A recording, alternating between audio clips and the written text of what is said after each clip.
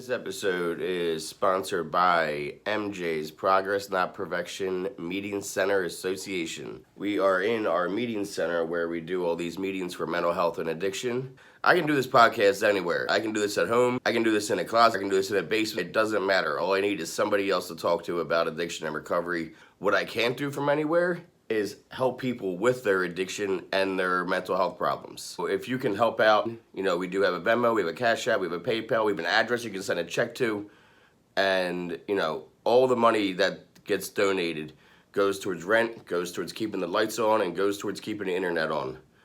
So please, if you can give $5, $10, $20, it doesn't matter. Anything you can is so appreciated. And if you are a local business, if you're a national business, whatever, and you want to be a part of what we're doing, you can reach out to me and we can talk about how you can be a sponsor.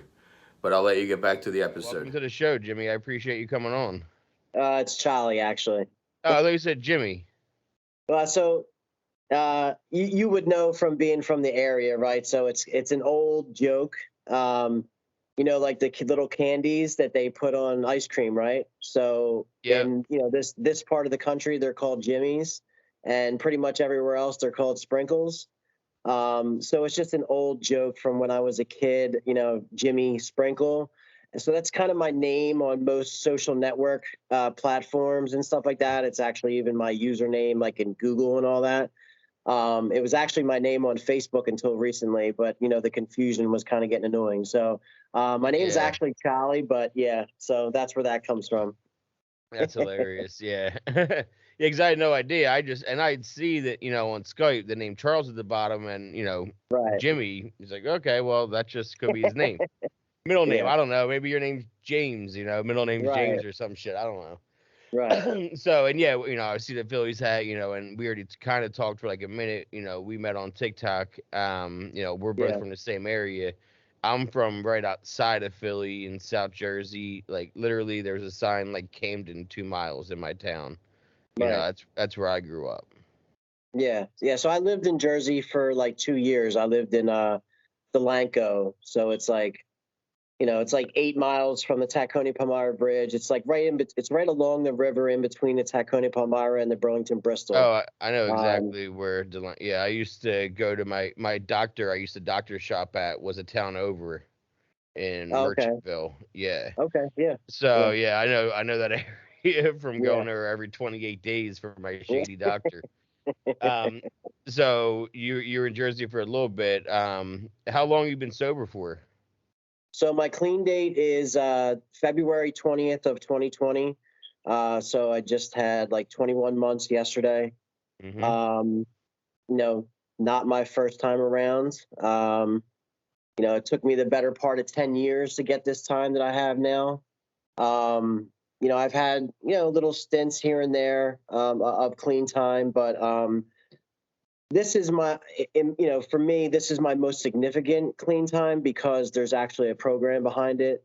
It's not just white knuckling it or anything like that. I actually have a sponsor and, I work a 12-step program and, I have, the majority of my friends are in recovery, pretty much all of them, honestly.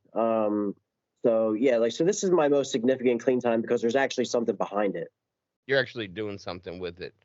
Exactly. You know what I mean? You're not just white knuckling it is a horrible thing because you don't know why you're so miserable because you're not actually working on yourself. Exactly. You're just like, I might as well just go drink or get high because I'm miserable anyway.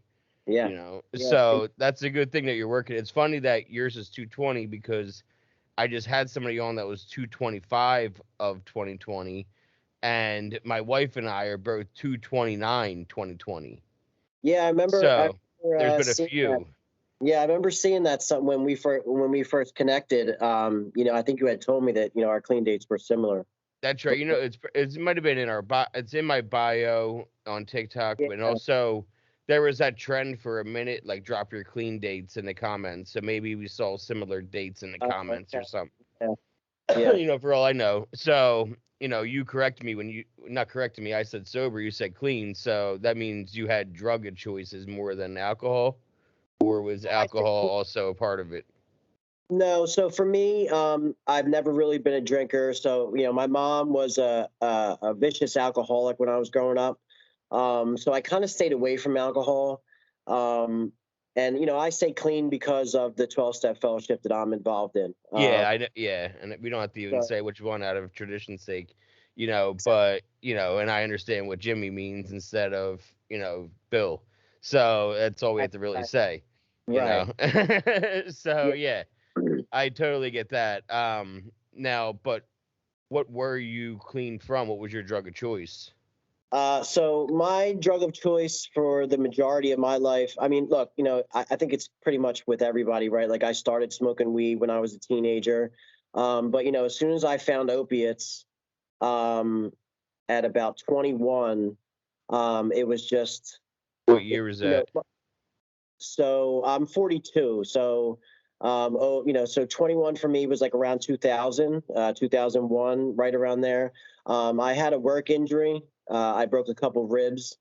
And they were And happy to give you oxy then. of course, yeah. So back then, they gave me they gave me a script of the yellow tens, the buses, and sent me home with them. You are from And my area. I've yeah, told that to other people, and they're like, "You called them what?" I'm like, "They were school buses or they were bananas, depending on the size right. of them." That's They're like, "I right. never That's heard right. that," and I haven't heard buses in forever until you just said that. So that's how I know we're from. Yeah, All yeah, right, yeah. So they gave you the tens first, and obviously you yeah. were like, "Hey, doc, this isn't touching my pain." Well, honestly, I had very limited experience with any kind of opiates, any kind of Percocet or anything like that. At that time I had experimented, with marijuana, and I'd taken ecstasy a handful of times and stuff. But as soon as they gave me those, I fell in love. And it took a few years for it to really start to get out of hand. I kind of just dibbed and dabbed for a while, but probably about 2 or 3 years is when it really started to, it had its grips on me. Um, and that when the oxys at that time were around, and so I got in pretty heavy with those. Did you watch And Dope that, Sick? I'm sorry. Did you watch Dope Sick? Yeah, so me and my fiance are watching it. We're like 1 or 2 episodes behind, so don't say anything. You got it, yeah. Uh, but yeah, I mean, listen, like I was saying, I was at a friend's last night. A good friend of mine. We got clean together like 4 years ago, and we reconnected a little over a year ago, and he just celebrated his year on Wednesday. So That's we were awesome. over his house. So we were talking about it, and like I knew a lot of that stuff, that was going on. I'd seen a documentary a few Yeah. years ago about it, but HBO did a documentary recently too about it. yeah, but it's cool to see it, personalized, and from what I read, they took from a handful of different stories and kind of, that's where they came up with the show. But the show's really well done, I think. Yeah, Um, me too. I and think so too. it's got a lot of good actors. And yeah, so yeah, so It's yeah, definitely because and why I brought that up and why it's relevant is because in that time of you getting oxy, it wasn't a hard thing to get. not You doctors were being encouraged heavily to push absolutely. it. Yeah, So, it was not a hard thing to get if you showed an injury if you had any kind of x-ray or CAT scan, they're like, here you go, sir. yeah. So, it took a couple of years now and you're still working, but you're just taking it every day. And I'm sure it sounds like you dip and dap. It means like some weekends or here and there, you take a couple extra then. So when was it when you stopped like taking a couple extra and your script's gone in 5 days? Well, see, I wasn't really getting them prescribed to me. I was pretty much always a guy that was buying them on the street. I had that injury. They sent me home with a script with no refills, but that kind of Okay. kicked it off for me. I You know, see. I had a lot of friends that were in that situation, right? That were getting it for work injuries or chronic pain and stuff like that, and so there was this like older woman who, didn't know anything about anything, right? She was from the suburbs. She didn't know anything about the streets or anything like that. And at the time I was selling weed. And I can't remember the exact disease or affliction that she had, but she was getting 90, 80s a month, and she didn't like them. She didn't like the way that they made her feel. She didn't like the constipation and all that stuff, right? But for her, marijuana worked. Who So does? she didn't know anything, and she had approached me because she used to buy weed from me, right? So she had approached me about, hey, do you think that you could sell these things for me, right? Mm-hmm. And I was like, yeah, of course I can. So what I was doing was I was trading her a QP of pot every month for her script, and she would keep the one so that when she went back to the doctor, it was in her system. So I was getting 89 80s a month. And of course they weren't lasting, obviously. Yeah, so that probably around You probably only sold like 20 of them, and the I didn't rest you. sell any of them, JD, not a single one.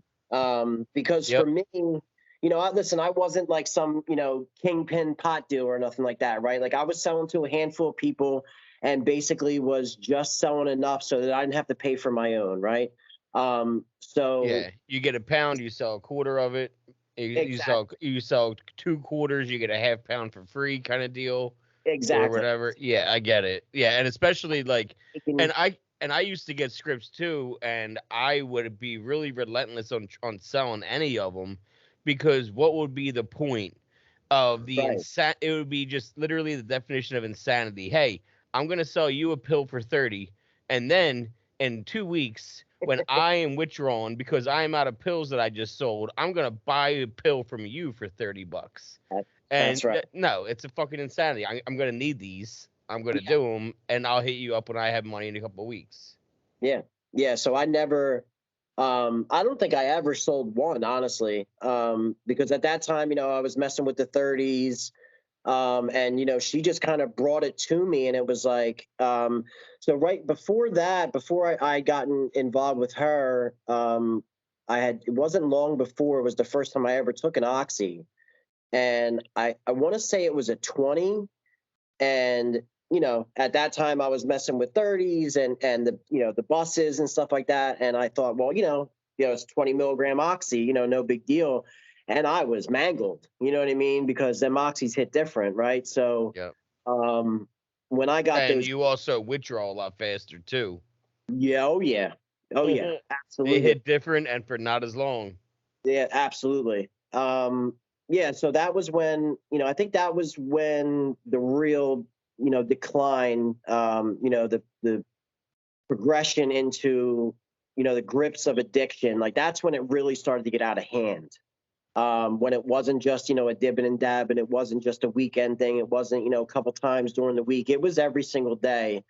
And I do, like you mentioned withdrawal. I remember at that time was the first time I really experienced withdrawal, and not really knowing what that was, right, and not really knowing what that looked like or felt like, and not having a full grasp or understanding that that's even what it was, right? A lot of people I talk to, including myself, fit this category of I learned what withdrawal was the second time it happened, and Yeah, then I had the epiphany of what happened the first time. that's Like, 100% true.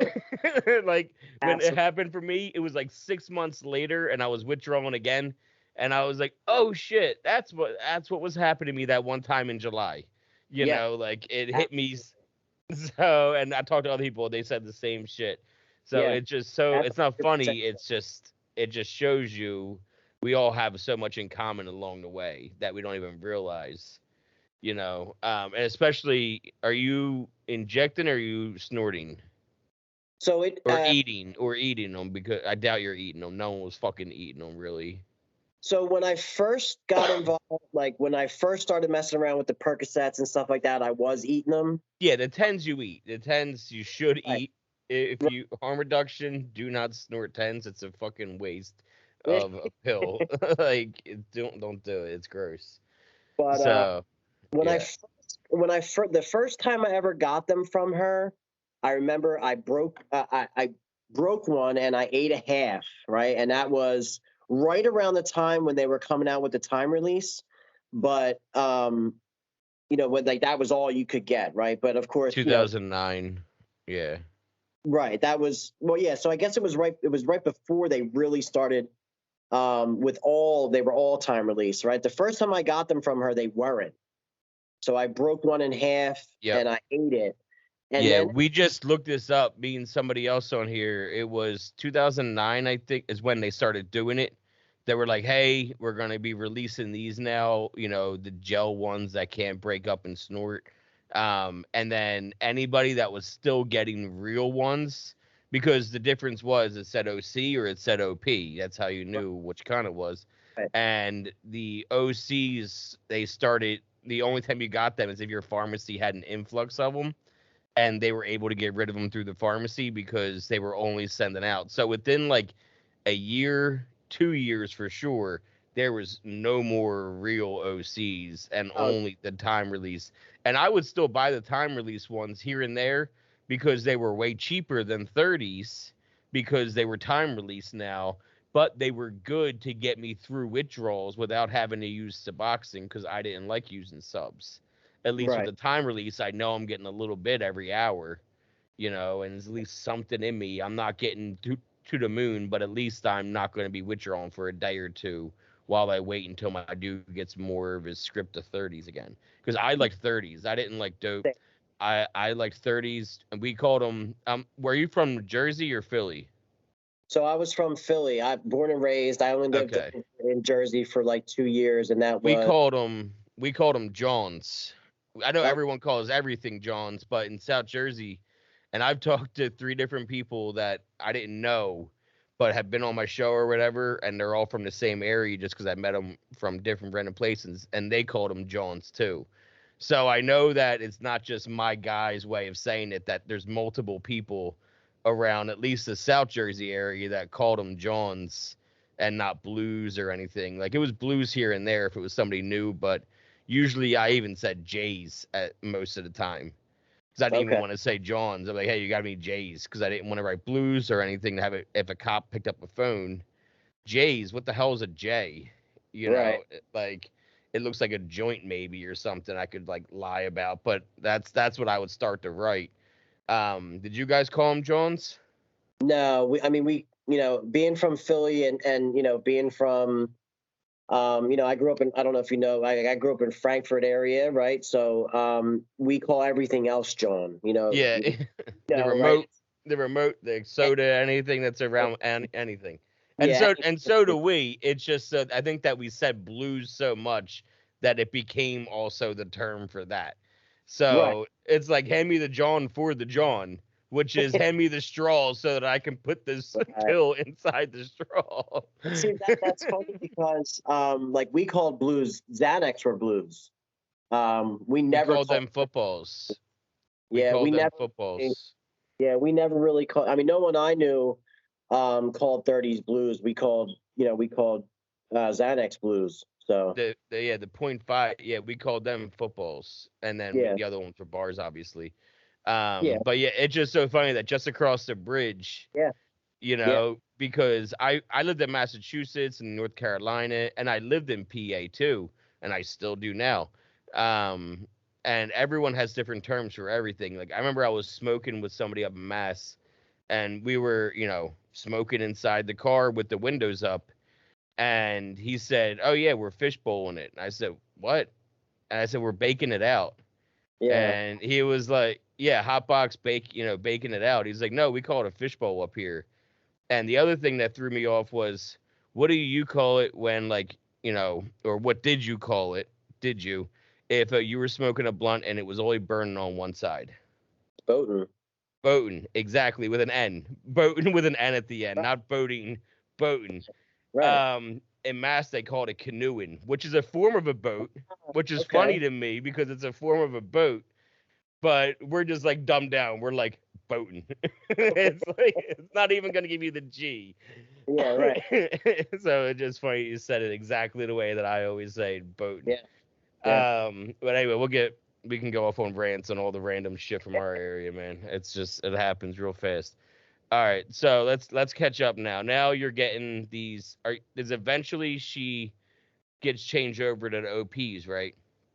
Yeah. So, and then, You still giving her a quap for an 89 OPs?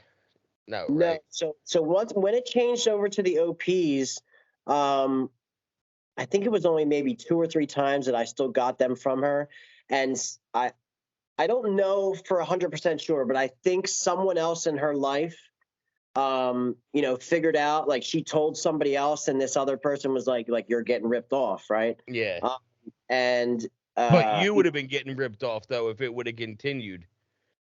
True. You would have ended up in Right. But then, I was making, after being around, look, I was selling weed for like a couple years at this point. I was still buying other stuff from other people, still buying, the oxys from other people and other stuff. So I kind of, you know, gained a bunch of other connections. So when she said that, I was like, well, basically stick them up your ass, right? Like whatever. I just stopped dealing with her. And I just kind of went back to the 30s at that time. I would get tens or fives here and there. But also at that time, like right around, I guess it was 2010 or 2011. So my dad had surgery to remove kidney stones, right? And in the surgery that was done, they did nerve damage.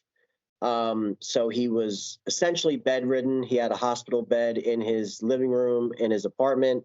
And they prescribed him every single set that you could name, right? And he went through the entire gamut, and I stole every single one of them, right? So he literally went through every type of pain pill that I've ever heard of. And they would work for a couple of months, and then he'd get a tolerance, and they would stop working. And, then they would put him on something else, and it was, oh, this one works great. And then it would stop working. Right. So it eventually got to the point where, they had him on morphine. Right. So they had him on the time release morphine. And then, I want to say they were the 100 milligram, and then he also had the 10 milligram breakthrough. So they were the tiny little pills for breakthrough pain. And he got to a point where they had stopped working, and he was essentially out of his mind, right? Like, taking morphine every day, and he was like losing his mind. And one day he just said, the hell with these. And so he had an in care, in-home nurse, right? So, doing the home health care. My aunt was doing it, and me and my brother were helping out. And I was over there helping out, right? And he dumped the rest of the script into the trash can. And my eyes light up, right? So, very shortly after that, within probably a half hour or something like that, I'm like, let me take care of this trash for you. Let me take this out, right? And I'm literally out in the parking lot of his apartment complex digging through the trash bag to get these pills out, right? Were they out of the bottle? Yeah. Exactly. But I get it because, like, I get it. I probably would have done the same shit, Yeah. So it just sucks. And so it'd be so easy, man. Just reach in, you grab the bottle, and you put some tissues in there. This way he doesn't hear him rattling around when you walk back in the house. Nah, you gotta like pocket these like fucking M&Ms that fell on the ground and put them in your pocket. Fuck. All right. So anyone that was see you? No one I'm sorry. saw you. No one saw you. Like No, fucking raccooning through this trash bag for pills. Like. So the lucky thing was, he dumped them in the trash can that was right next to his hospital bed. So it was a small little trash can. And then I took that bag and put it in the big bag, like the kitchen trash. Yeah, so when I took it outside, where the dumpster was, there was like a surrounding. So I was able to just kind of pull the small bag out. I still had to dig through some, nasty stuff, but still, yeah, some tissues and shit. Much easier. And it's a lot better than your chances of like some old ketchup on a fucking paper plate or a napkin in the trash can. You would get that in the kitchen one, but the one next to the bed, you're gonna get some tissues and shit, whatever. It's your dad's. It's same germs. Totally get that, dude. So I totally get that. So, but he just like fuck it and just like I'll just deal with whatever. Like Yeah, I'm so not. he went through a really bad withdrawal because I don't think, he realized what all that meant. He wasn't, And my you dad, couldn't tell him, could you? You couldn't of be course not. like, hey, No, hey, Dad, I know for sure that you're gonna be feeling really uncomfortable soon, because like then you'll be outing yourself, right? absolutely. Because they don't know that you're doing pills all the time right now. So there's people in my family that they have ideas, but there's no concrete kind Yeah, of evidence at this yeah, time, right? Because yeah. at this time, I have a house. I was dating somebody. I had a job, so it wasn't That's what I mean. You were keeping up appearances. You were exactly. functioning. Like, yeah, maybe he gets high a little bit here and there. He parties here and there. It's whatever. He's in his 20s, 30s. He has a house. He's responsible. Yeah, But they don't really know what you're yeah. doing. No, Yeah. they don't really understand the depths of it. So And that's when it's dangerous for us, man, because that was me. A lot of my family, they watch my show now and they're like, holy shit, I had no idea. I'm really candid. I'm open up. Like, I can't believe that was your life. Cause like now I'm like telling all. But, I was really like keep it all to the chest. I go to work. I have a house. But I'm going to be functioning the entire time. yeah, So, like, I wasn't going to do heroin. I was going to do my 30s and go to my job. yeah, and that's how I was, for the most part at that time. Yeah. Um, so I had a really good couple of days with those morphine pills, and then when I remember that was by far the worst withdrawal that I ever dealt with. So after they ran out, right, and I didn't, at that time I didn't fully understand. Um, the real difference between like morphine and anything else, right? Because morphine is on a whole nother level, right? So I remember after they ran out and it was going on like to the next day or whatever, and I started feeling it, right? And I went and grabbed a couple of 30s. Like I grabbed four, right? I remember this like it's yesterday. I grabbed four 30s. I went home and I crushed up two of them, and I ran them, and it did absolutely nothing. Like I didn't, it was no relief at all from the withdrawal. I didn't feel any type of high whatsoever from that. And I was like, damn it, right?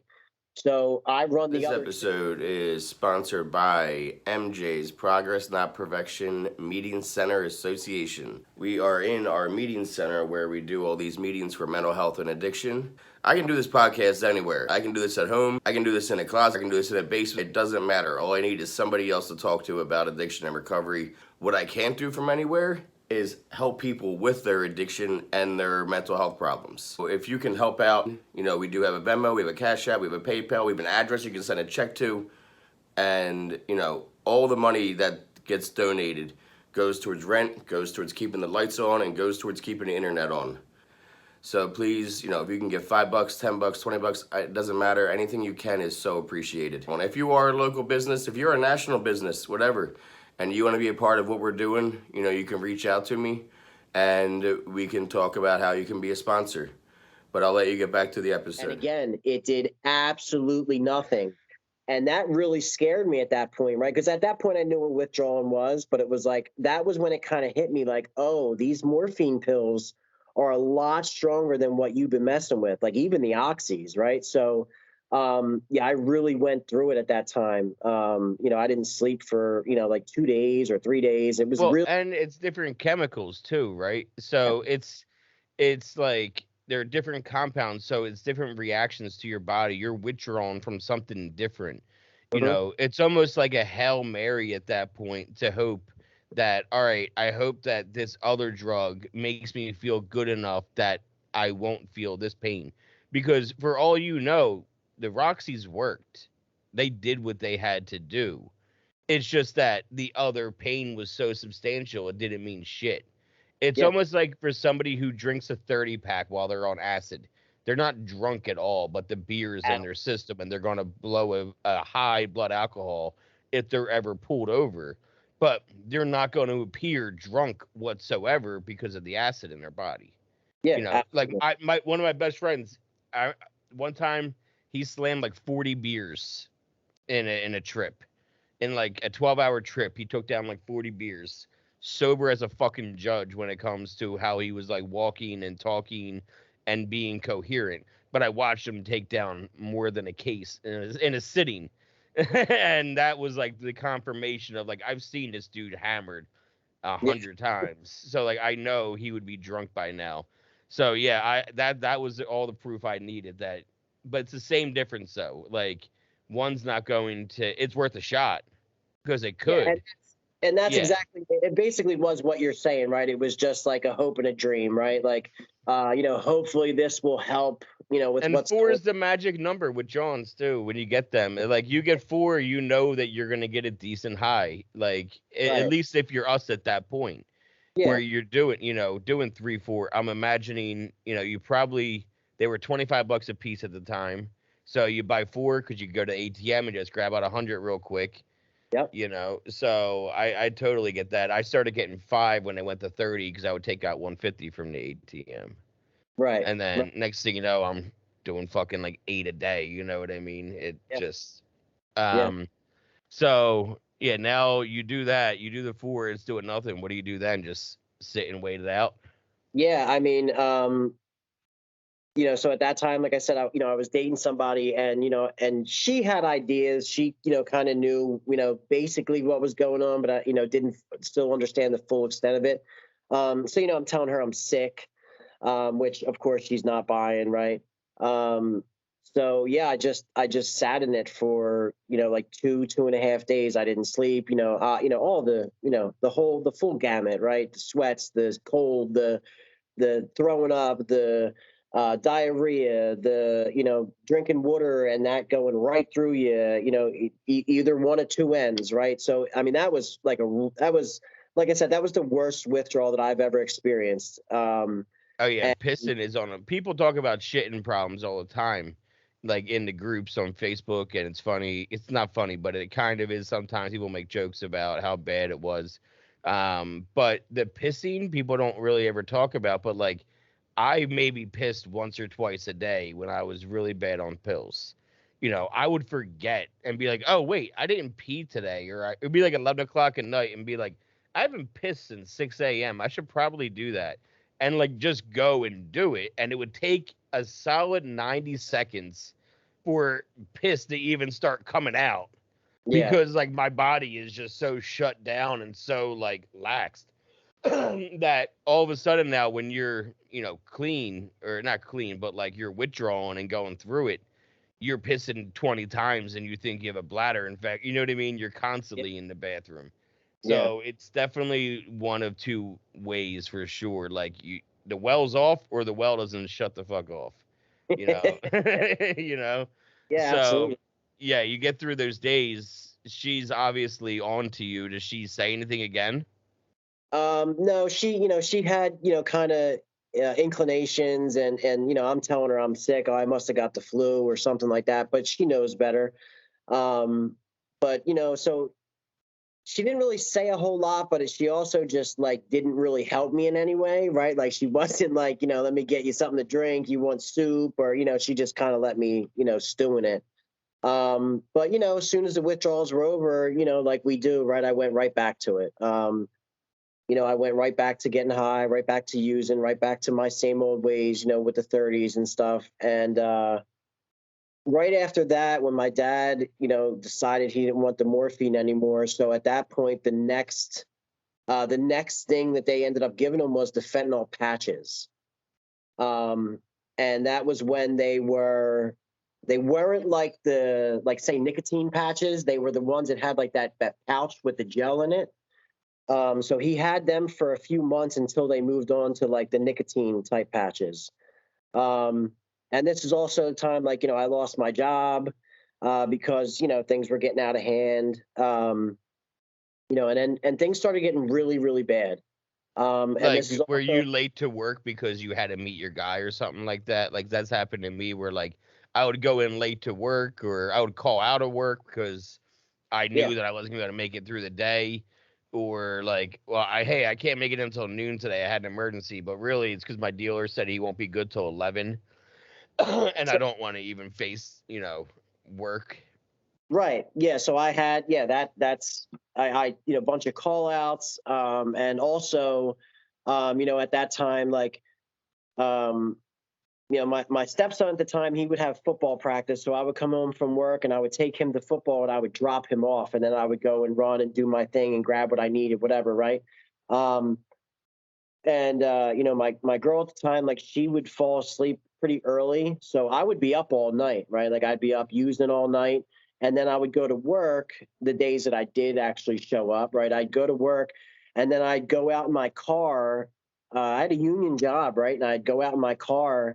I was in the Teamsters union, and I would go out in my car on my hour lunch break, and I would fall asleep in the car. And sometimes, like my boss would have to come out and like knock on the window like, yo, Tal, it's been an hour and 20, like you got to get back in here. And it eventually got to the point where I kind of saw the writing on the wall because my boss was really cool and he would like let us know when the drug tests were coming, and he didn't tell me, so another employee had told me, and I was like, well, that's not a good sign, right? And I ended up just quitting. I ended up just not showing up one day, and I just didn't go. Is that doing construction? No, so I was at that time I was working for it was an HVAC and refrigeration like wholesale warehouse. Okay. Because all the drivers were on the Teamsters union, so the warehouse guys were too. Yeah, so So that yeah, happened. yeah, yep, Yeah, and yeah. then You walk away. yeah, so I walked away from that, and then so my aunt at that time, she was having some health problems too, so I kind of became my dad's full-time caretaker, right? Which didn't pay a lot of money, but I got to do what I wanted essentially, right? Because I would just go over his house and make him something to eat, make sure he was comfortable, and then just chill. And he was so kind of out of it, between the pain and the array of drugs that he was on. It was really easy for me, right? But that was when I started taking his fentanyl patches, right? And I looked up. I didn't know anything about fentanyl, right? I don't think most of us at that time really did. Was this So like I looked. 2013, 2014? Yeah, so this is like 12 or 13. Yeah, probably 13, right around there. Because Um, I know somebody that did yeah, what you're about to do, like with his grandfather, I think it was.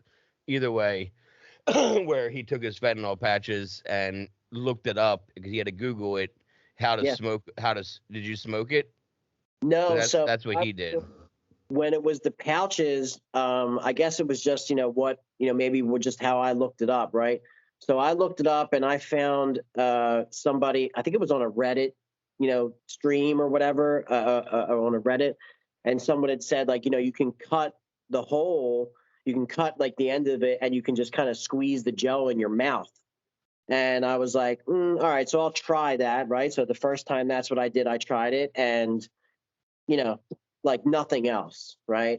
Um, and then the those with the gel inside didn't really last very long. It was only maybe 2 months or 3 months, and then they switched him over to the ones that were more like the nicotine patches.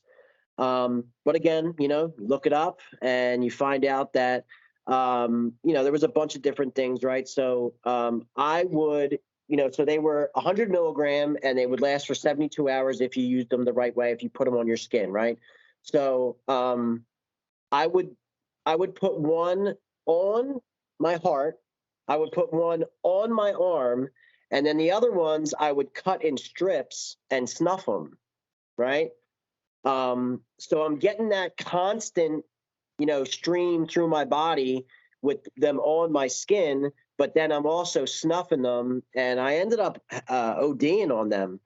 And I passed out in my dad's bathroom, hit my head on the toilet, um, and yeah, so that was a rough time. Yeah, because he's bedridden. How does did you wake come to eventually? I did, but he was able to get up and move around a little bit, but not much. But he came. I had locked the door, so he had come to the bathroom, and I just remember him, like hearing him like yelling my name and like kind of beating on the door. And I came to, and I had a mark on my face. And I get up and I open the door, and he's like, what the hell are you doing in here? And I was like, oh, I don't feel good, and I was throwing up and blah blah blah. So, and he didn't, he knew some things, but he really, He was uh, sick.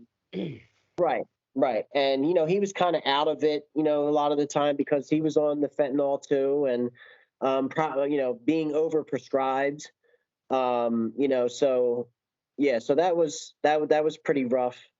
And then that went on for a while, and I was still using other things, and still I had about a year or so when I really fell in love with Adderall also. Um, so I'm sorry. Let me just go back for 1 second. So the first time I think that I really realized that I was an addict, it was the end of 2011. Um, and it was my first attempt of going to treatment, right? Oh, So okay. I tried to commit suicide because things had gotten just so crazy, right? So before that, a friend of my girlfriend's at the time, I was trying to kick it home, right? I was trying to, kick the habit at home, and I'd gotten some stuff, and, came up with this plan of weaning myself off and everything. And a friend of hers had said, hey, give him one of these. It'll help take the edge off of the withdrawal. And it was a Xanax, right? And I didn't like Xanax. I had only taken Xanax like I think 1 or 2 times when I was a teenager, had bad experiences with it, and I didn't like it at all. So I did that. And within a couple of months, I was eating 20 to 25 blues a day. Having entire days and, half days just completely missing. Yeah. Um, You were and not the that, first person to say that, and you won't be the last. Like that right, missing time of like days on end where you look back now and you're like, I would love to tell you about it, but right. Xanax. Yeah, right, right. One story, like at that time I was working for this property management company, and I came in to work, and we had gotten a shipment of sod, right? So it came on pallets. It was like 12 or 14 pallets of sod. And when I pulled into the yard, they were just everywhere, right? And I'm like, what the fuck, right? So I go into the office and I'm like, yo, who did this? Like, who just put this everywhere? And the other supervisor went, you did. And I looked at the paperwork, and I had signed for it, and I had no recollection of doing that. So I was using an outdoor forklift, taking, pallets of sod off of a flatbed truck, and had zero recollection of that even happening. So I think that was when I kind of realized that, that I was an addict, because, my thing was always, marijuana, was my very first love. And as soon as I discovered opiates, it was, one form or another of those, right? And I didn't like Xanax. Never abused them. And as soon as that was introduced, right, it was a substitution. And I think that was when I kind of realized, like, wait a minute, um, if this can happen with something that I don't even really like, that, maybe I am an addict.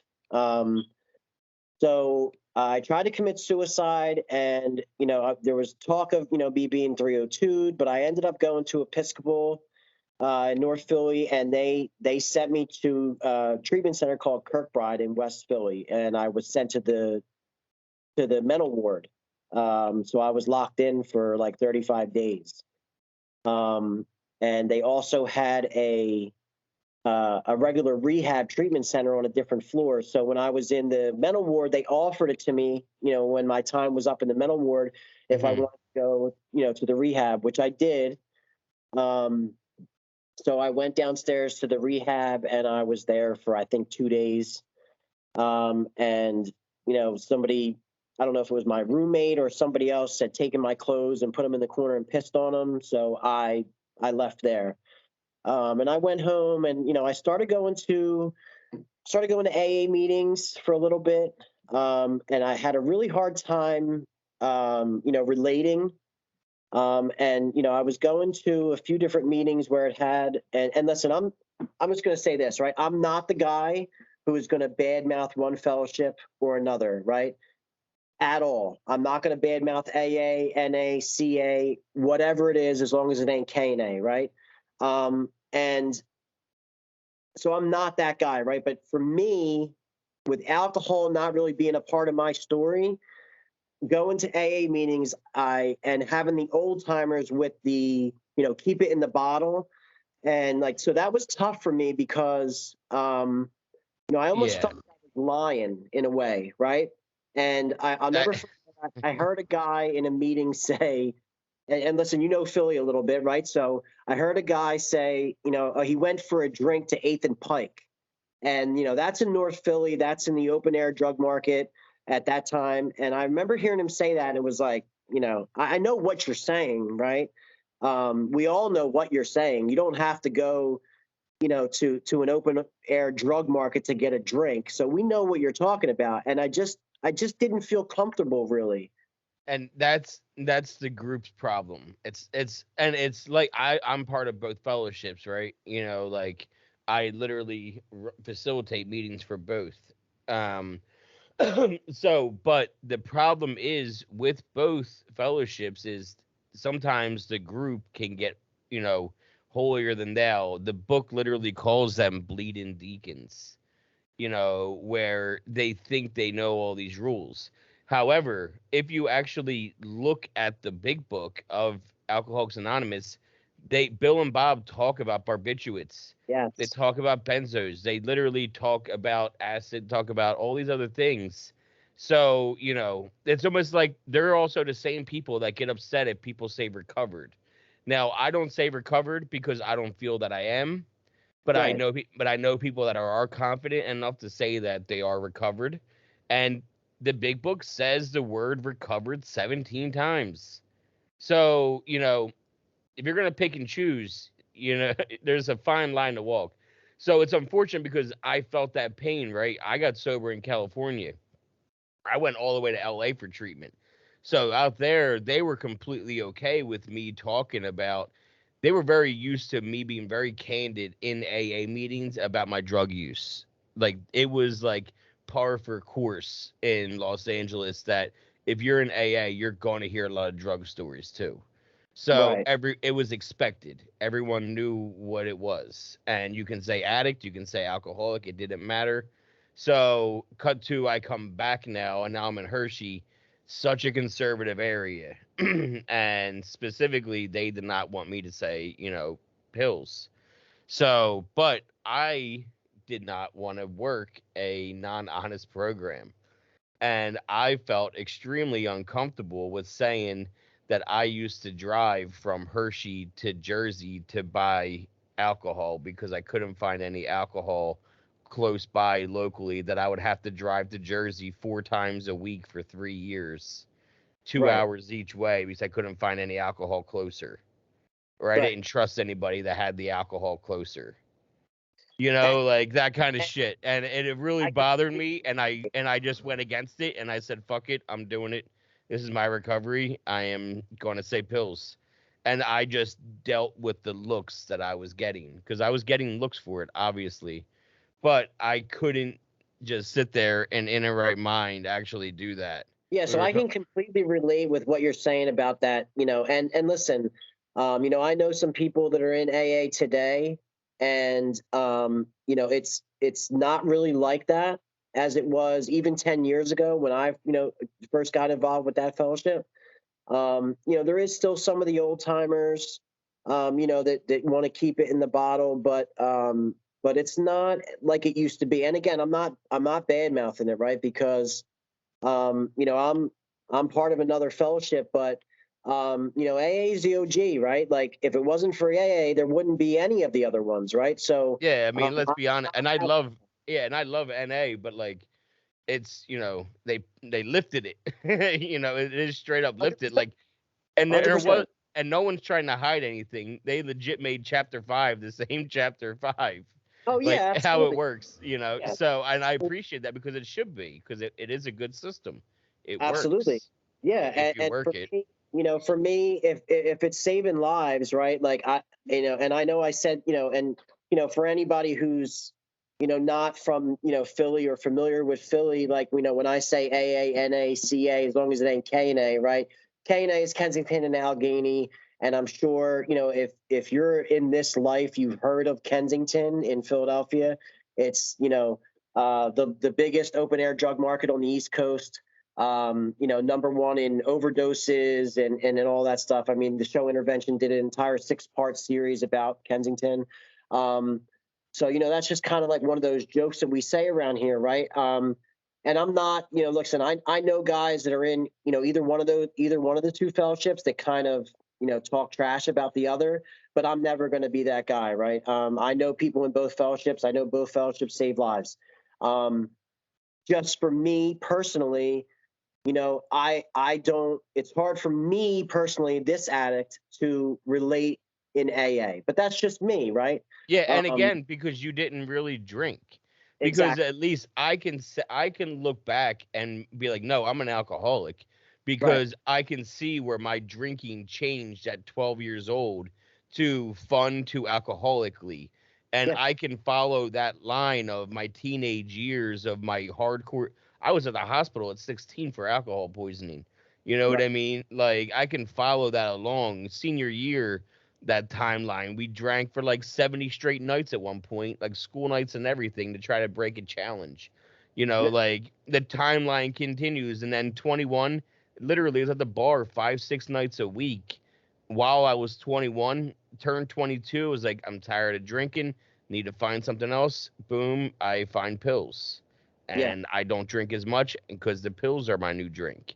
But I Right. used the pills in the exact same way I used the drink, but I didn't know that until I got completely sober and worked the steps and started piecing stuff together. I did therapy. I talked to people. I started looking at myself. This is the shit you got to do when you stop drinking and using, is now you got to go back and look. You got to see, where did this start? Where did it come from? So I don't do it again. That's why we learn about history in schools, so we don't repeat it.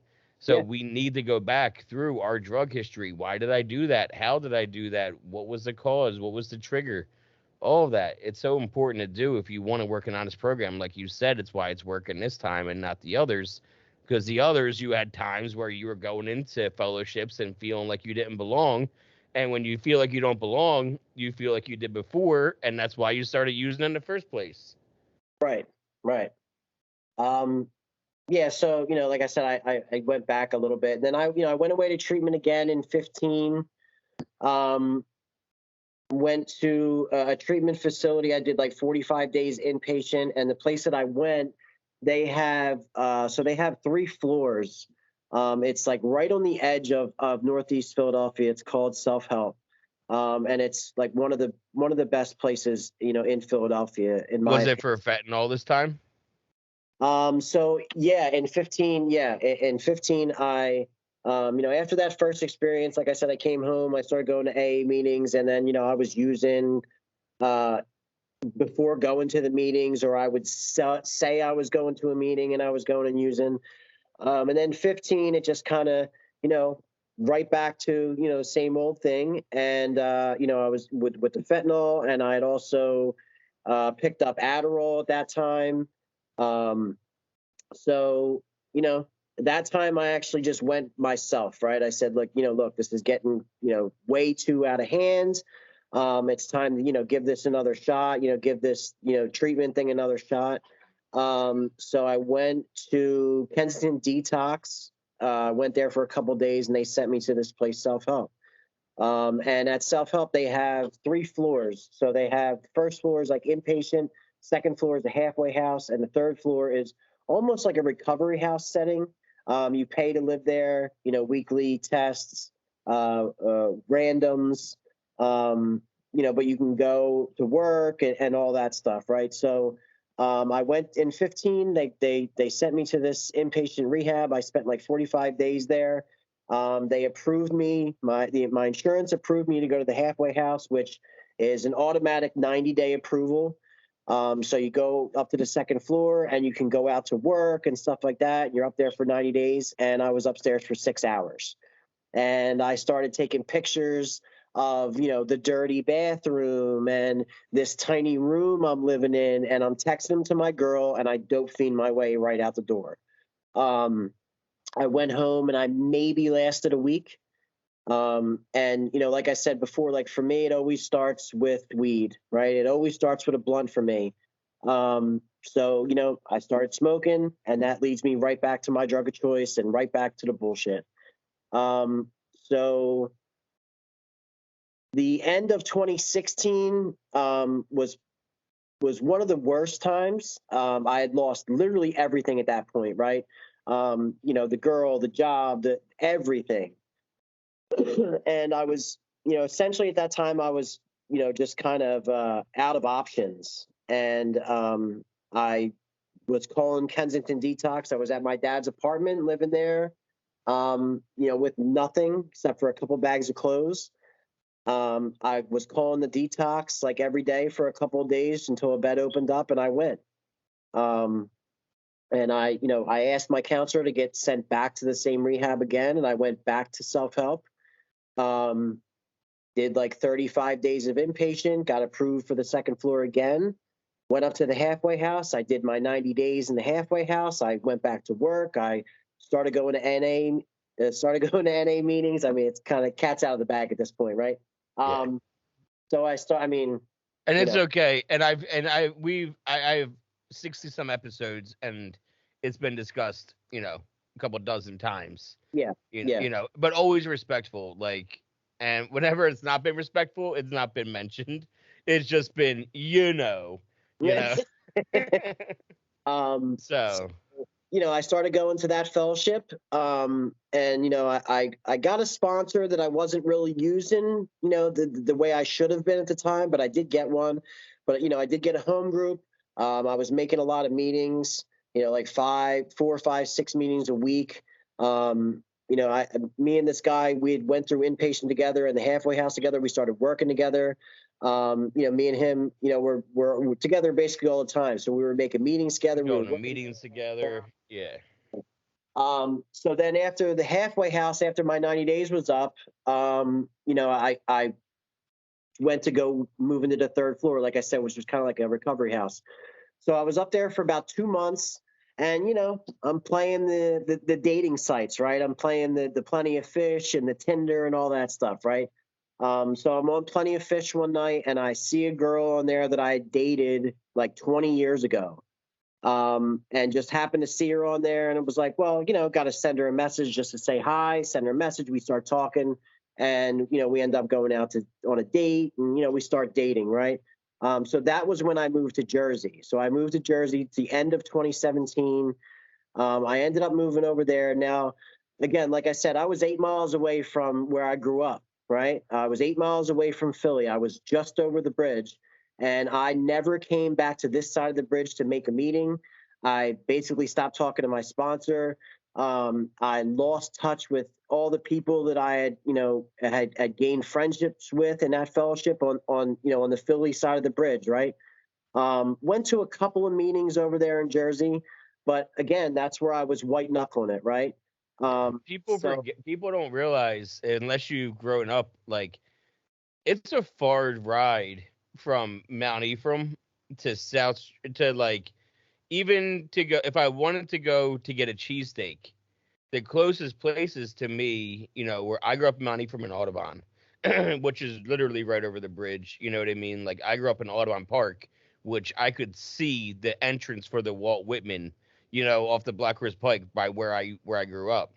Yeah. So it's close, but like in Jersey, nothing's fucking close. Right. Everything is close, but nothing's close. Right. You know, I lived in a 1 square mile town. It might take me 10 minutes to drive from one place to another in town because of the traffic lights, the stoplights, all the other cars in this congested area. So for me to go the 6-7 miles from where I lived over the Walt Whitman and park over at even a Flyers game, it should be 7-8 minutes 10 tops with no traffic, middle of the night, you can get from where I grew up over to where the stadiums are, right? But 6 p.m. game time, Yeah. no. Half hour, 30 minutes. 45, yeah, easy. Except for, honestly, though, the easiest time to go across that bridge, surprisingly, was during the parade. When the Phillies won the Okay. World Series in 2008, um, everybody was taking the speed line over to the parade from where I lived. And everyone would go to Collingswood or Haddon Township from where I lived. And the lines, we pulled in, man, I think it was Westmont we pulled up to, and the line was just like going down blocks, and we're like, fuck that. I was like, I'll just drive, guys. Like, I won't drink, and I'll drive, and I'll make up for it later today. Because I had just started getting into pills a week before that. Okay. Literally a week before that is when I discovered pills, to be honest with you, like blues. Okay. So I was like, I'll just drive. It was the easiest drive in the world. My buddy lived over by Penrose Diner, and we were parked over at Penrose Diner within 15 minutes, like at his house. Yeah. So it ended up working out. Everybody was on the speed line, and nobody was taking the bridge. Everybody thought so. It worked out for us that day. But besides that, like, it's not that easy. So you catching a meeting 8 miles away, it would be easier for you to drive 40 minutes in Jersey than go over and deal with especially the Tacony-Palmyra Bridge. It's way more of a pain in the dick than Walt Whitman is. Absolutely. So, and you're not even near anything up at that point, as opposed to you are, but you aren't compared to the Walt Whitman. You're around everything right away. Absolutely. So, it's not as convenient as it sounds. It does on paper. It's like, 8 miles. This is going to be easy as hell. Yeah, on right. paper. But not when you actually have to get behind the wheel. You're like, fuck doing that. So, no, I get it, man. I get it. It's not as easy. They always say, people in Philly always joke that they lose everybody to Jersey because once they go over that bridge and settle down over in Jersey, they don't come back across the bridge. They got the shore already on this side of the bridge anyway. What do they got to cross for? Right. We got good cheesesteaks in Jersey, bro. Like, I prefer some of the cheesesteaks in Jersey over some of the ones in, like, the Geno's and Pat's don't hold a candle to some of my places in Jersey. I have this talk all the time, especially for people like, for guys like me and you, like, we're from the area, we know, right? We get ass, and we're big dudes, so we get ass, man. We're not like some shrimpy dudes from Philly, so they ask us, right? They know that we know. They know that this wasn't brought on by Soundworks. Right. Pat's and Geno's are for tourists. You know what I mean? That's not, Pat's is convenient for me at 3 a.m. high, and nothing else is open, and I want a cheesesteak, and the diner won't do it. The diner's cheesesteaks are garbage. So that's when you go to Pat's. It's 3 a.m., 4 a.m. because you're not going to get one from the fucking diner. The rolls are going to be shitty. The rolls won't be fresh. Pat's will. Because it's all about the roll. And that's what the difference really was, too, is that roll and how they put the cheese on. But either way, now we're off on a fat boy tangent. Let's get back. No, it's lunchtime. That's what it is. All right. So now you're white knuckling that shit in Jersey, right? For 2 years? So I moved to Jersey, and I ended up having like 26 months clean, but strictly white knuckling it. So, I got a job. Me and my girlfriend had an apartment. Things were decent.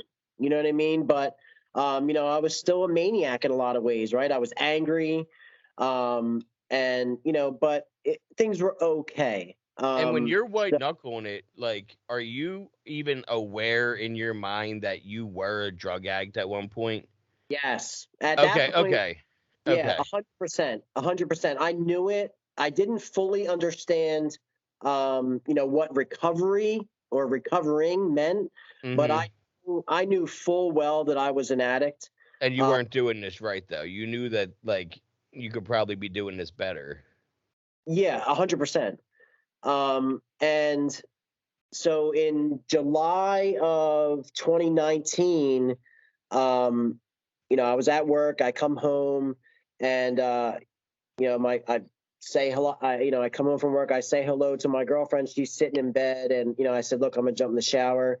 I go in the bathroom, and when I come out, she was sitting Indian style in the bed, and she was like slumped over. And I go, and I coached football and basketball, so I'd been I'd been certified for CPR a couple different times. And she's not breathing, right? So I pull her down off the bed, and I start doing CPR. And the ambulance came, they took her to the hospital, and she had a brain aneurysm at 39 years old. And so she, this is on July 19th of 2019. So we take her, she goes to the hospital. I call her parents and her sister, they come. And the doctor tells us that, she's going to be a vegetable essentially. She has no brain function. She went, entirely too long with no oxygen to her brain, and that, the decision has to be made basically of her being kept alive on life support or pulling the plug. And she had said to me and to her sister at different times, because the same thing happened to her grandmother. So she had said to me and to her sister at different times she wouldn't want to live that way, right? So ultimately the decision was her parents, and they made the decision to pull the plug. So the next day, in the afternoon, they pulled the plug on her, and she passed within a few minutes. Yeah, I'm sorry to hear that. Yeah, it's never, Thank you. and I've lost a fiance, to suicide. And to lose anybody is never, an easy thing. But I, not exactly know what you feel, but, Right. I definitely know what it's like to lose that loved one, especially suddenly, Right. one day they're there and one day they're not. And, it is not easy. And I spiraled. So Same. it sounds like you did, because your clean date 100%. is 6 months later. Right. And that was, so look, I had no, You had no program I, to fall back on. You had no support system. at You all. had I had no program. I did not know. It was really the first thing, with any kind of impact that had happened up to that point, anything really bad that had happened. And when it happened, like you said, I had no support system. I had no program to fall back. I had nothing, right? So the day of her funeral, the guy that I worked with lived like on the same block as me, and he smoked, and he knew that I was, I was clean and sober, right? So I went over his house, and his wife had made me like some food and stuff like that. And he was like, look, I'm not trying to kick you out, but I'm going to smoke this. And, and I said, can I hit it? Can I smoke it with you? And he was like, you sure you can do that? And he doesn't, he didn't know anything. Right. And I was like, yeah, it'll be fine. And I smoked with him and went home, and I was on the phone, going through Facebook, because I deleted all my contacts and gotten a new phone number. And I was going through, this person to that person to this person to that person through the Facebook. 7 degrees of drug dealers. Yeah. Exactly. And next thing you know, I'd found a guy in Center City, like 13th and Spruce, that was selling 30s, right? And so, like you said, right, in that like 6 month period, lost the job, crashed the car, caught a DUI, got evicted from the apartment, had 2 overdoses, all very, very quickly, right? And, I'm a sneakerhead, right? So I had, in those 26 months, I had accumulated, some sneakers, and, I was selling them. Look, everything must I go, know. right? Yep. So I was, selling anything that had any type of value to it. I always joked that I was a minimalist, but really it's because I sold everything. Yeah. So, the sheriff came to the door. And, the funny thing was, I was living above a deli. Not funny, but funny now, right? I was living above a deli, and the guy who he owned the entire building, right? Yeah. So he was working the deli every day, and I didn't pay him rent in like 2 months, and I'm tiptoeing around the apartment so he doesn't know that I'm up there, and it was just crazy, right? And like I said, I was, even after I crashed the car, right, I'm hopping on the river line, going down to Camden, and either copping there or taking the Patco across the bridge and grabbing from this guy down at 13th and Spruce. And so, I go to grab a couple of 30s off of him, and I get back on the Patco and I come back on the river line, excuse me, and I go in, brush up two of them, bang them out, and I passed out for like 4 hours. I woke up with blood coming out of my nose and, felt like I got beat up. And, I really had no idea because at this point, I'm only, I'm 2 years away from everything and anything that really has to do with drugs. And I really didn't know, like I was truly ignorant to, everything that was going on at that point. And, You sniff fentanyl, and before when exactly. you started with fentanyl, you were building a tolerance to it. You were starting with small globs of the gel. You were doing the patches at a time. Right. You literally were building a tolerance to fentanyl, and then you got clean. And then anything that you were going to put in you that was fentanyl the first time, if it was substantial, like it was, 'cause it sounds like you had Fetty Lace 30s, That's exactly that you're just going to be just like fucking floored. Yeah. So I remember I woke up and I was like, what happened? Like 230s, even 2 years removed from everything, 230s is not going to do this to me, right? Yeah. So, I had bought 5, so I pulled out the other ones and like I'm going like this, and the residue is coming off on my fingers, and I'm like, 30s don't do that, right? I've been doing these long enough to know. And I start, Googling stuff, and I'm looking stuff up, and I'm like, these are fake, they're pressed. And I had really, like I said, I really had no idea that was even a thing at that point, right? But of course I ran those other 3, you know what I mean? But I just did it safe, right? I would do You did half. them like half at a time. Right, Yeah. exactly. And then, I continued, I never said anything to that dude, and I continued going back to him because I was getting more bang for my buck, right? Yeah. So, again, lost everything, ended up in a hotel, or I'm sorry, motel, along 130. And You were probably with my buddy that I was talking to earlier. He was at yeah. Hillside. He was at, I think it was Hillside over in right by 70 in Cherry Hill. So I was right by like 130 and 73, like kind of like Cinnaminson area. Yep. Yeah, you're not far from me at all. 10 minutes tops from my area. So again, and then it got down to the point again, other things, some other things happened, and then I ended up back at the, at the trauma center, telling them that I attempted to hurt myself, right? And they sent me to a rehab. And then when I went to the rehab for inpatient, now, I get there and I'm in West Philly in a rehab, and it's, towards the end of February of 2020, and COVID hit, right? I was literally in rehab when the first person in the United States, had COVID, right?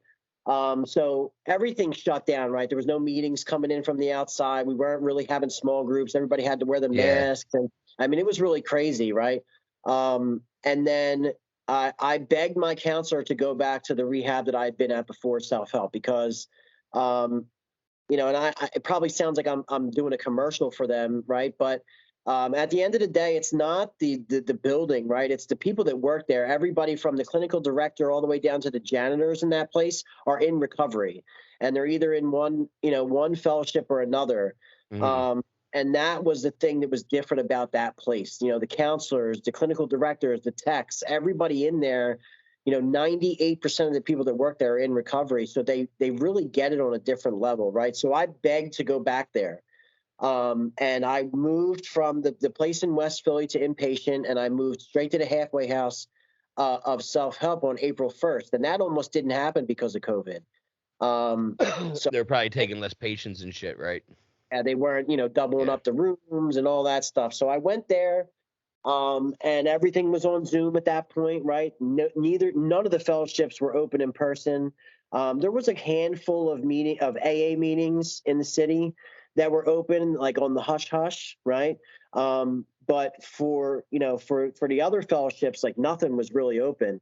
So I jumped in on Zoom, and it took me a couple of weeks to get back to work, and but I had a phone and I could do Zoom, right? And I jumped right back into Zoom, and then slowly but surely the meetings started opening back up, and I started going to them, and I got a sponsor, and I got a home group, and I got involved, right? And like I said, this time was a lot different because of those reasons, right? And the times before, I've always been very closed off, and I build walls. I was abused by my mother, physically, emotionally, sexually as a child. So I build walls to people, and I keep everybody at arm's length. And I knew that that was something that was going to have to really change this time around if I was going to get better. Exactly. You got to do it different.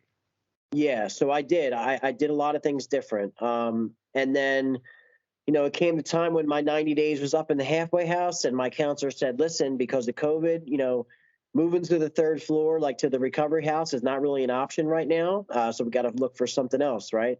And, I was going to move into a recovery house, and, but luckily a friend of mine at the time said, hey, you come stay in our basement for a little while. So that was what I did, right? I moved in there, and I was working, and and then subsequently I've gotten another job, a better job. I met my fiance. So we started dating. Listen, I didn't follow the suggestion of waiting a year, right? It was about 9 months or so, I guess. We started dating, and got engaged a few months back. And she's amazing. You almost right? made it. Yeah. Yeah, Man, right. and well, the thing is, though, the difference is when like when you've been there before, I think that rule is really important for people in their 20s, that have never been in love before, that have never really been in relationships before, that don't understand what it is to know what love is sober before. Because that's the thing. You don't tell me that you've been in a serious relationship and it's only been with one person and it was you both drug addicts together. Right. And so you know what love is. You're going to feel it differently sober, so you're going to understand it differently too. That's all I'm saying. I'm not saying it's impossible to love a drug addict and for you both to get along being sober and getting drunk together. I've seen amazing success stories of people who were using together, got sober, and are happily married together sober. But there are a lot of people that doesn't work out for.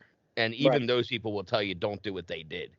Yeah. There's a lot of people that will say that. When I met my wife, because like I said, I lost my fiance, who was my childhood best friend, and it was sudden, and I spiraled also. And I met her at 11 months sober, and I refused to get serious with her or even say we were dating until I had my 1 year, and she knew that right off the jump. We said I love you the first night we hung out, at the same time almost. But I proposed to her when I got back from my 1 year anniversary. Nice. And so we went from like fuck buddies to engaged real fast.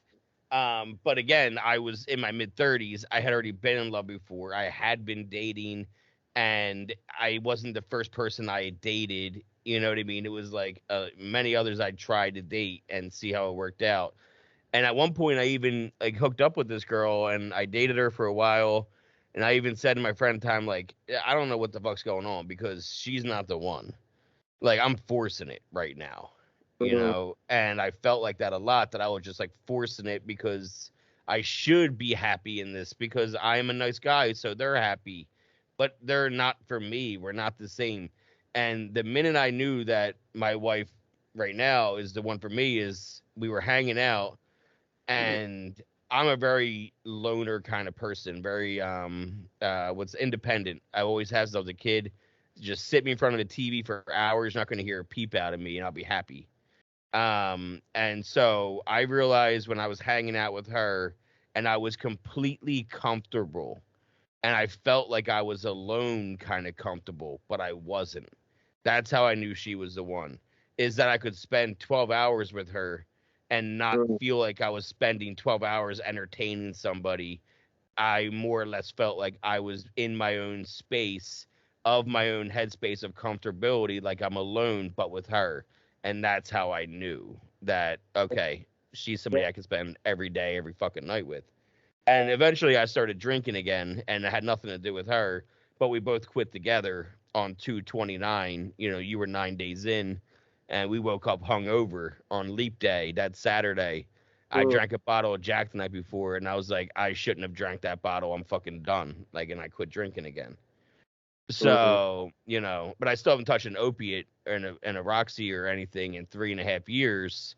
But I had that 9-month, you know, binge, not even a binge because I never even got in trouble.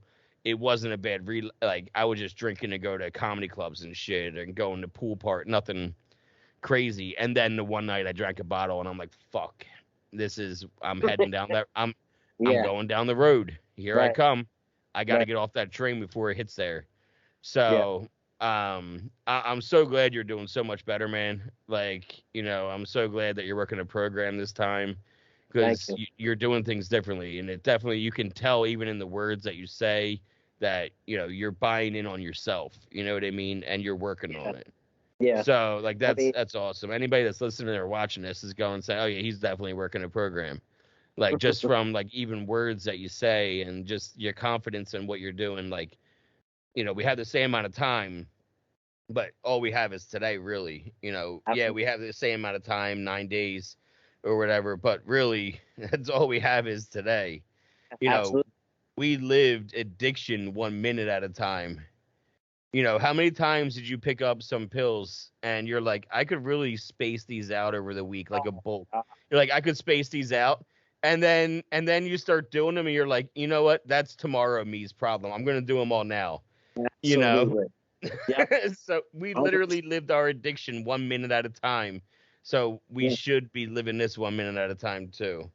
So, but it was awesome chatting with you, man, getting to know you, and definitely probably if you come back on again, chat some more too. Thanks, so, Jay. Really thank you so much, man. And what you're doing is really awesome. Thanks, I've dude. watched just about every one of your YouTube videos. You know, I follow you on TikTok. And what you're doing is really amazing. And you know, keep up the great work, brother. You know, we appreciate it. Thanks, man. I love doing this. This is how I stay sober. You know, if people don't come to meetings sometimes, this is my meeting. You know, this is my way. That's why it's not. That's why my podcast isn't like, hey, talk for an hour and tell your story, and I'll shut up. Like, no, I want to talk to you. I want to interact. I want to do crosstalk. I want to interrupt you. I think that's one of the really cool parts about it because, you know, when we first connected and you told me about the podcast and everything, you know, I went and watched the first one and it was like, that was almost what I expected, right? I almost just expected like a very much like an interview type thing. Like you were just going to sit there and be like, so, you know, well, what happened after that? And then when I saw the interaction of it, right, it's two addicts just talking, right? And I think that's really awesome because it's not just interviewee. And I think that's, you know, part of what makes it that much even better. So, yeah, there's no format, bro. Like we hop on and wherever we start at, we start. There's some people we start at where they got sober. And then it's always got a Tarantino movie. We start at where they got sober and then we jump back to where it started. Then we jump to this and we're going back and forth and it's a conversation. I write some notes down here and there to ask you, like, oh, ask about that or whatever. He said that word, mention that, shit like that. But like, no, I want to have a conversation and just get to know somebody. You know, I wouldn't want to be listening to a podcast of now this, like, and this. No, I want to hear a conversation. I want to feel like I'm part of a conversation and just listening in. So thanks again. And that's exactly what this was. We're just two people talking. You know, we were from the same area. So it's, you know, it was a lot more fun that way too. We can make a lot more references that we would understand. So, but thanks again, man. I appreciate your time. Have a great weekend. Thanks. See you later, bud. Bye-bye.